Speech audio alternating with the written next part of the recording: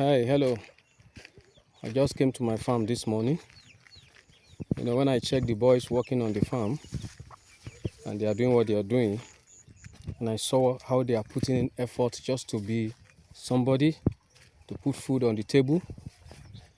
So while waiting for them to finish their work, I started scrolling through my phones and I came across a message on the message is on Instagram. I think it's on Twitter. Message from on Twitter. Yes, it's on Twitter. The message resonated seriously with me to the point that I just want to read it out and make a comment. Remember, this is facts over sentiment. The poster read, he said, the day I realized that my life was already over was the day I realized that from the second half of this year, I'll be officially closer to 50 than 20. I'm not a youth anymore. Now, that statement resonated with me because I'm actually in my 40s. So, and then the next statement, the next story also resonated with me seriously. Said also, whatever I wanted to accomplish in life when I was a child is either never going to happen because I'm already too old, or it needs to be happening now because I will soon be too old. And knowing that my life is basically over, I decided that I might as well die doing something worthwhile, because whether I like it or not, I'm getting older and I am going to die one day. It was Steve Jobs that said that live every day as if it were your last. Live every day as if it is your last day. So that's a very powerful statement, right? Okay, let's move on. So he now told a story. This is the story. Please pay attention to this story. Remember, this is facts over sentiment. We are trying to encourage young people here. Okay, so there is someone I know who left Nigeria in 2000 to study medicine in Ghana. After qualifying and working for some years, he left Ghana in 2017 with his wife and kids and Japa to the UK. After 7 years in the NHS, I opened LinkedIn last week and saw that this Oga has once again Japa with his family from the UK to Australia in January 2025. This guy started the extended Japa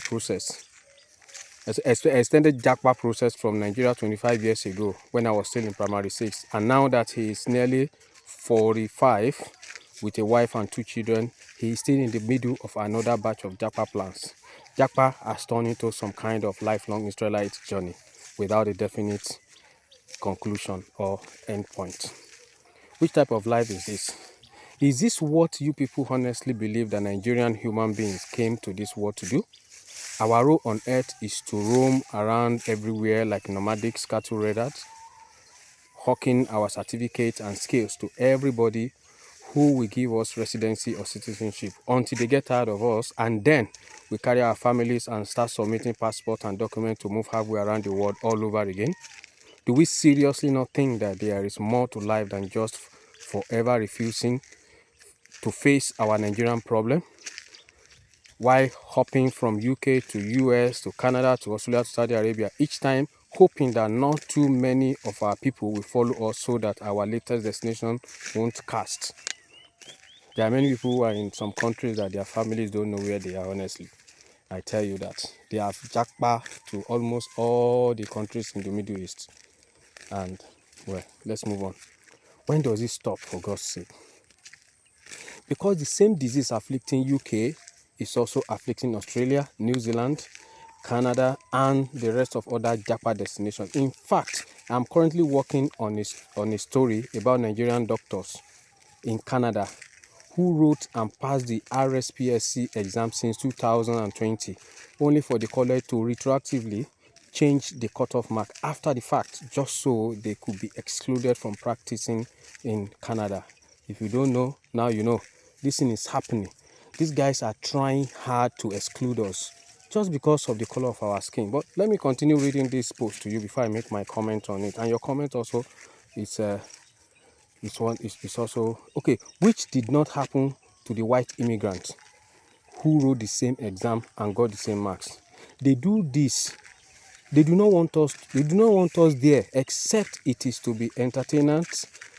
Our entertainers are there, sports people, or members of the underclass who can be economically exploited in multiple ways, including cheap or slave labors in their private for-profit prisons, which have shareholders and trade stock options. If you like, Japa through the whole if you like, Japa through the whole of Europe plus the 5 eyes. Oyibo is Oyibo. If you don't know, now you know. These white people don't want us.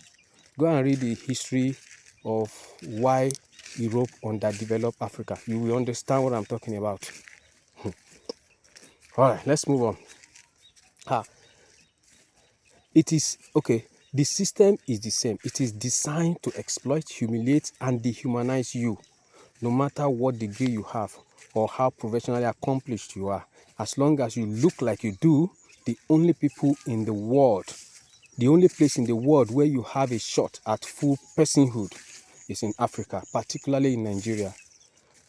So why not do something crazy and deploy whatever asset or knowledge or skills you have to free your country from the foreign imposed strangehood that made you Japa in the first place? Or you want to be 55 and still submitting your passport to Igbo people half your age, praying to God for visa approval to maybe Estonia or Latvia this time? You know, pastors will tell you that your visa is granted this year in Jesus' name, and I will be wondering, come, are you all right? What is wrong with your own country?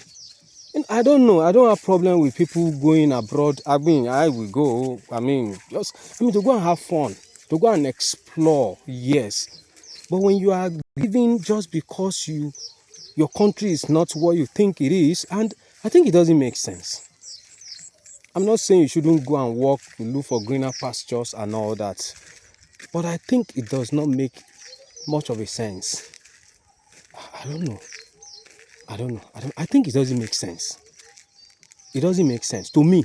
Again, this is my opinion. Let me be adding it. In my opinion, it does not make sense. When someone finishes school, I heard that when they finish school, it doesn't matter what education, what degree, what they graduate with here, they still have to go through some training on how to speak English. I don't understand. What are we speaking? Nigeria has practically been turned into an English-speaking country. We hardly speak our language, Yoruba, again. We hardly speak Ibira, Idoma, Tiv again. We hardly speak Hausa again. This thing, they vex me, honestly. This thing, they vex me. But this is fact over sentiment. Please, your comments below. Drop your comments. I want to know.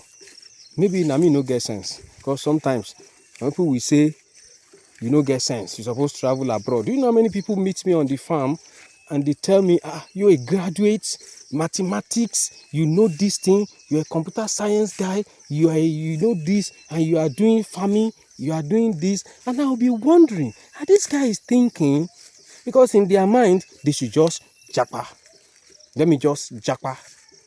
Let me, I don't know. Again, maybe Nami no get sense. So, sometimes you think you know and you don't know. Yeah. So, again, your comment below. Please, this is facts over sentiment. Now, I'm not putting down anybody. You can travel abroad if you want to travel abroad. Japa if you want to Japa. Do whatever you want to do. Do whatever you want to do. Just do whatever you want to. But I think, as youth, well, we have a duty to build this country, Nigeria. It's our own. Recently my wife was showing me something that she read on, I think it's on Instagram. No, I think it's on TikTok. A lady giving testimony how she saved her father and all that. The man worked all his life and brought the money down to Nigeria, and somehow his family member locked him up, and they were exploiting him. Stuff like that. I think one of the reasons such thing happened, I don't know, people are wicked, so let's know, that one is for sure. The man never really stayed home. He doesn't know the system. The truth is, when you leave your own home to another person's home, you will still come back. Yoruba people have a saying, which is a very, very profound and very, very powerful statement. Ile, labo, isimioko. It doesn't matter where you go. Nigeria is your Ile. Ile, labo, isimioko. Let me see, how do I interpret that one now? Ile, home, labo, isimioko. Okay, good. Home is where you come back from sojourn to rest. You are coming back home to rest from your sojourn. It doesn't matter how many years you spend in the UK, in the US, in Canada, in Australia, Saudi Arabia, Estonia, Trinidad and Tobago. You are coming back home to rest. This is your home. On your passport, they will ask you, country of origin. You will say, Nigeria. Meanwhile, that Nigeria is in shambles. Things are not working. You forgot. By the time you are 60 years, 65, 70, some of you will live to your 80, you start coming home, you don't know anything. That's why when they Japa back home, somebody call it Japada. When they Japada back home, they don't last. They don't last. Because the system that is in the country cannot sustain what they have built themselves around. But if you were here, even though it's not yet what we want, as a matter of fact, your contribution will help. It will help. Me, I'm saying this because you might say you will die at 50 and God will say you will die at 100. Hallelujah. Hallelujah. You might say it will be now and it will be later. You might say it will be later and it will be now. So you don't know. Just because you don't know, I'm going to say this is to all the youth in Nigeria and every other place around the world. Let us come together and build this country in our way. In our way. Thank God, the little I do, give employment to about 9 people, regular staff, pay them salary. Their family depend on what I do. So, you see, I even tell people that I can't die now because there are many destinies attached to me. Number 2, apart from that, I have some ad hoc staffs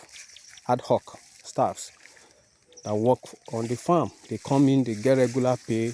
Some of those guys, they come to work twice a week. They get regular pay and they go.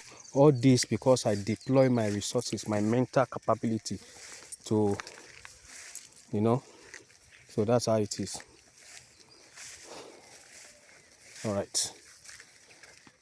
I wish you all the best. Remember, whatever you do, be the best at it.